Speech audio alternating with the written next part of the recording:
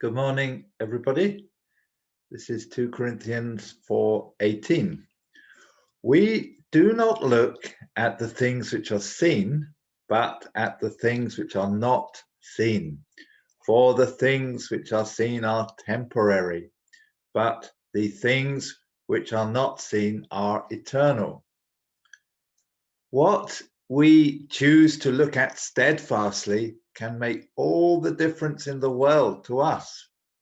When Peter got out of the boat and walked on the water, he was looking at Jesus. The Lord had spoken to him, "Come," and Peter, in simple faith, obeyed. For a short time, Peter was living in the miraculous, supernatural realm that Jesus lived his whole life in. But when Peter allowed his eyes to be distracted by his surroundings, he became afraid and he began to sink. We might argue that Peter was just being a realist. The wind was boisterous and the waves were crashing around.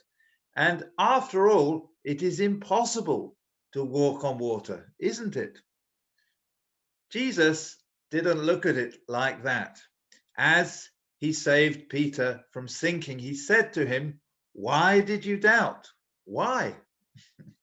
Jesus calls us to live in the realm of the impossible.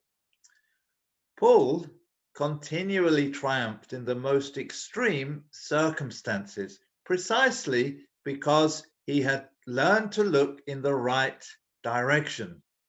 He kept his eyes fixed on the Lord and on eternity, on glory to come, on the real things.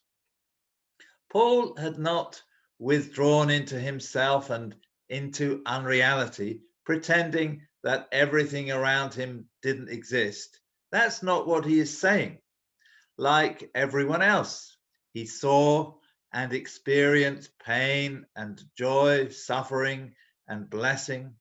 But by God's grace and power, he was not looking at those things. He was looking at the real things, the eternal things. He was beholding day by day the invisible God. And by faith, he saw as realities the future glory to come that God had promised. Spiritually speaking, Paul was walking on water every day. He didn't allow his gaze to be distracted by calamities and disasters. To be sure, he felt keenly the pain of them, even more than other people, I think. This becomes obvious as we read his letters. He felt not only for himself, but for others as well. When others suffered, he suffered. When others rejoiced, he shared their joy. But his gaze was not on those things. He lifted up his eyes to the Lord, from whom came his help. He didn't look at the things which are seen, but at the things which are not seen. This is to be our habit too, by the grace of God. Blessed is the person who is learning it. Amen. Have a great day.